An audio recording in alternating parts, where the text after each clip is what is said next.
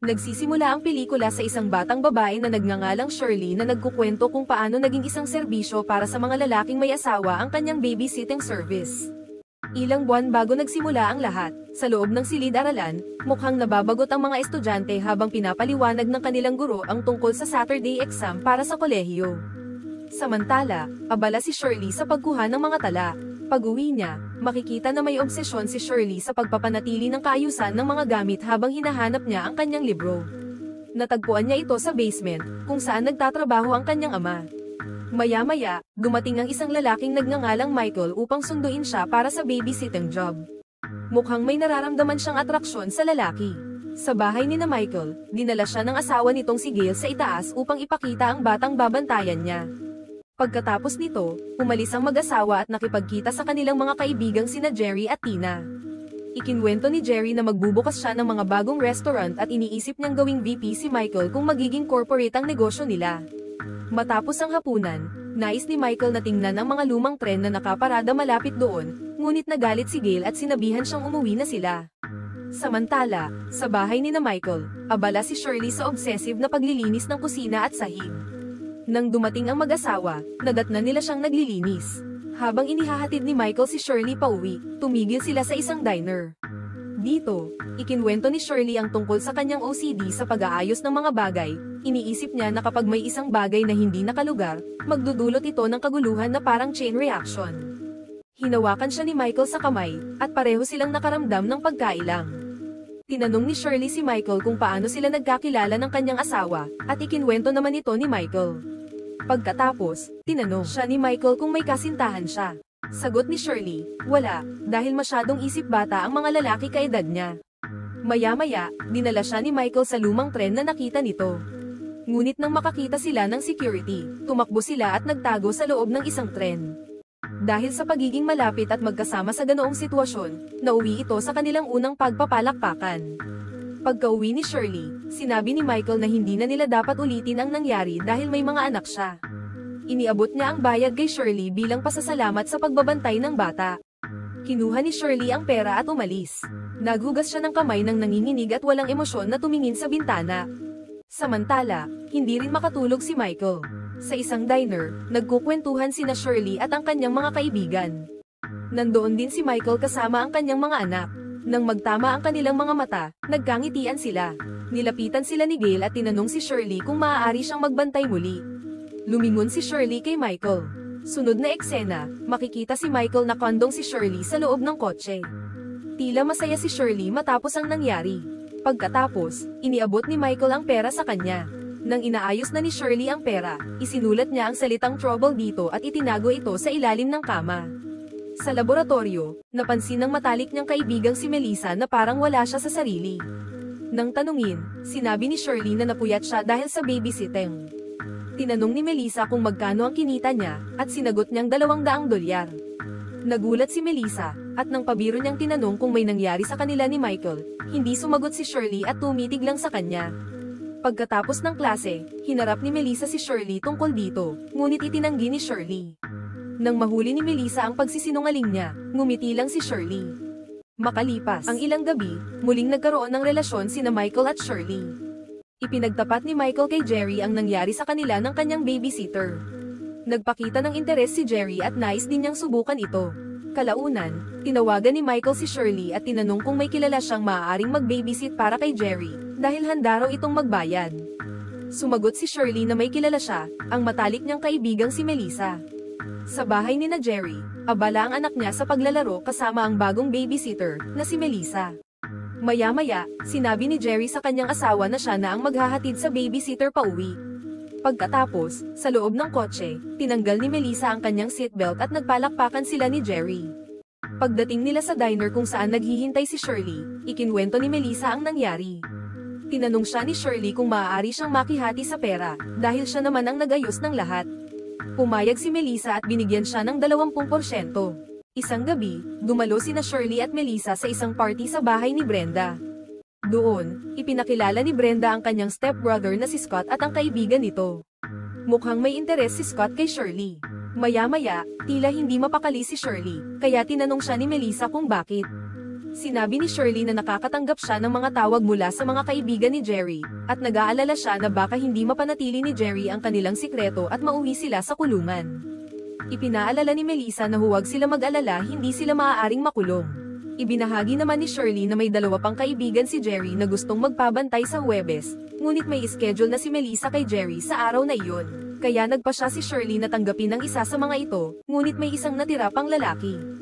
Iminungkahi ni Melissa si Brenda para sa natitirang kliyente.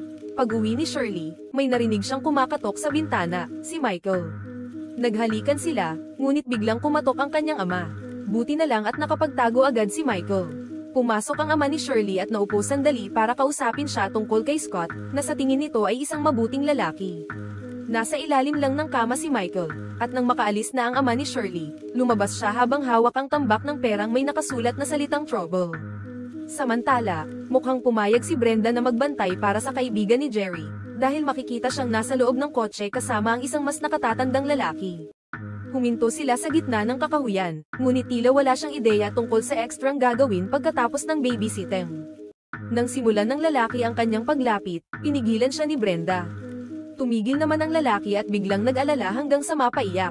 Tumingin ito kay Brenda at sinabing napakaganda niya. Ngumiti si Brenda, at sinabi ng lalaki na hindi naman nila kailangang gawin iyon, ngunit kalaunan, nauwi pa rin sila sa palakpakan. Samantala, habang si Shirley ay abala sa pakikipaghalikan sa isang lalaki, biglang tumawag si Michael. Sinabi ni Shirley na abala siya sa babysitting, kaya't nagalit sandali si Michael. Pag-uwi ni Brenda, tinanong niya si Shirley kung gaano na nila ito ginagawa. Sagot ni Shirley, halos isang buwan na. Akala ni Shirley ay hindi na gustong gawin ni Brenda ang ganitong bagay, ngunit nagulat siya nang tanungin siya ni Brenda kung sino pa ang nangangailangan ng babysitter. Mukhang lumalakas ang kanilang negosyo, dahil binuksan ni Shirley ang kanyang laptop kung saan makikita ang schedule ng kanilang babysitting. Gumawa rin sila ng calling cards na may titulong The Babysitters. Samantala, si Michael ay nasa hapunan kasama ang kanyang boss, ngunit halata sa kanya ang lungkot. Kalaunan, nadiskubre niya na ang kanyang boss ay may parehong babysitter, si Shirley. Ipinakita ng kanyang boss ang calling card na nakuha nito matapos makipagpalakpakan sa loob ng kotse. Dahil dito, hinarap ni Michael si Shirley at sinabing nakita niya ang calling card. Sinabi niyang dapat na niyang itigil ang ginagawa niya, na nauwi sa kanilang pagtatalo. Iginiit ni Shirley na si Michael ang unang nagbayad sa kanya, kaya wala itong karapatang pigilan siya ngayon. Sinabi ni Shirley kay Michael na tumaas na ang presyo sa $300, kaya iniabot ito ni Michael sa kanya. Samantala, nire-recruit ni Brenda ang mas nakababata niyang stepsister na si Nadine. Nang dumating ang isang kliyente sa kanilang bahay, sa halip na siya ang mag-babysit, si Nadine ang inialok niya. Kinabukasan, ipinakilala ni Brenda si Nadine kina Shirley at Melissa. Hiningan ni Shirley si Nadine ng 20% hati, ngunit tumanggi ito. Ipinaliwanag ni Shirley na siya ang nag-aayos ng mga appointment at tinitiyak na maayos ang lahat. Sa huli, nagbigay si Nadine ng $60. Tinanong siya ni Shirley kung uulitin pa niya ito, at sumagot si Nadine ng oo. Kalaunan, nagsimula si Nadine ng sarili niyang babysitting business upang makipagkompetensya kay Shirley at sinimulang agawin ang kanilang mga kliyente. Nainis si Shirley nang makita niyang walang laman ang kanilang kalendaryo ng mga schedule. Isang araw sa paaralan, napansin ni Shirley na si Nadine at ang mga kaibigan nito ay may mga diamanteng singsing, mamahaling kwintas, at bagong cellphone. Dahil dito, hinarap ni na Shirley at Melissa si Brenda tungkol sa sikreto ni Nadine, ngunit sinabi nitong wala siyang alam. Pinaghinalaan ni Melissa na nagsisinungaling si Brenda. Kinagabihan, palihim na pumasok sina Shirley at Melissa sa paaralan upang maghanap ng ebidensyang nagpapatunay na may ibang operasyon si Nadine. Hiniling ni Shirley kay Michael na magsilbing lookout nila. Binuksan ni Melissa ang locker ni Nadine ngunit wala silang nahanap, kaya sa sobrang inis, itinapon niya ang mga gamit ni Nadine. Hinala ni Melissa na nagtataksil sa kanila si Brenda at binalaan si Nadine. Gusto nang umalis ni Michael, ngunit natakot si Shirley na baka sila ang mapagbintangan sa sinira nilang locker. Kaya kinuha niya ang isang maso at binasag ang isang glassboard, saka binuksan ang ibang locker. Sumali na rin si Michael sa pagwasak at pag-vandalize ng eskwelahan. Kinabukasan, hinarap ni Shirley si Nadine at ang grupo nito. Ipinaalala niya ang kanyang mga alituntunin, walang magnanakaw ng kanyang mga kliyente. Walang dapat magsuot ng mamahaling alahas o gamit na madaling mapansin. Kailangang magbigay ng bahagi ng kita kay Shirley. Hindi maaaring makipagpalakpakan kahit kanino, kahit sa kanilang prom date, nang walang pahintulot niya. Maya-maya, sinabi ni Melissa kay Shirley na pupunta sila sa cabin ni Jerry para sa isang working vacation. Sinabi naman ni Michael sa kanyang asawa na may company retreat siya at babalik sa linggo. Sa cabin ni Jerry, nag-e-enjoy ang mga lalaki kasama ang mga babae ni Shirley. Sa itaas, nagtabi sina Michael at Shirley habang nagyoyosi at naghahalikan. Lahat ay nalasing at natulog. Binigyan ni Jerry ng pills si Michael at tinanong kung sinubukan na niya ang iban bukod kay Shirley. Sagot ni Michael, hindi. Samantala, sumampa si Shirley sa iba, at nahuli siya ni Michael. Umalis ito ng dismayado, kaya agad siyang sinundan ni Shirley sa taas. Iniabot ni Michael sa kanya ang pills na ibinigay ni Jerry. Sa banyo, hindi maganda ang pakiramdam ni Brenda matapos uminom ng sobrang dami ng pills. Pumasok si Jerry at pinilit siyang palakpakan, ngunit, nang umiyak si Brenda, huminto ito. Kinabukasan, umuwi na ang lahat. Isang araw habang nagba-babysit, hindi na nakayanan ni Brenda at tinawagan ang kanyang stepbrother na si Scott upang sunduin siya. Sa paaralan, lumapit si Shirley kay Brenda, ngunit bigla itong naging hysterical at sinabing hindi na niya kayang gawin ito. Sinabi naman ni Shirley na walang magiging problema kung titigil siya. Kinagabihan, sinabi ni Melissa kay Shirley na hindi nila dapat hayaang makawala si Brenda, dahil baka magsalita ito. Natatakot si Melissa na malaman ng lahat ang tungkol sa kanila, lalo na ngayong nakapasok na siya sa Ivy League. Isang gabi, inatake ng dalawang lalaking may maskara si Scott at binyantaan siya. Sinabi nila na kung magsasalita si Brenda, mapapahamak siya. Kinabukasan, nakita ni Brenda at Nadine ang dagwang mukha ni Scott, kaya nag-aalala sila.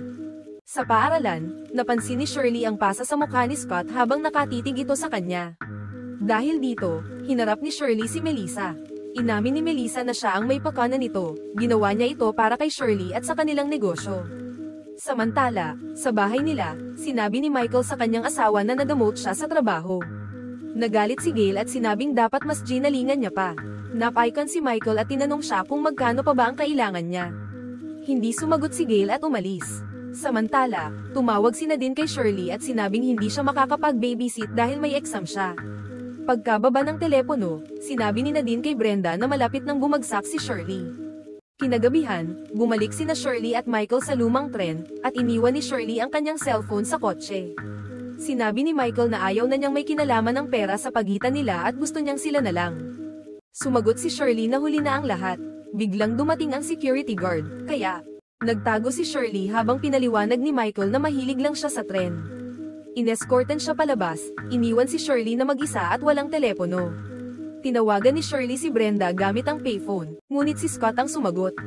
Nang hanapin niya si Nadine, sinabi ni Scott na abala ito sa pagbababysit, kaya nagtaka si Shirley. Sinabihan siya ni Scott na huwag nang tumawag ulit, kaya ibinaba niya ang telepono. Tinawagan ni Shirley si Melissa at sinabing may sikreto ulit si Nadine. Dinala ni Jerry sina Shirley at Melissa sa kinaroroonan ni Nadine.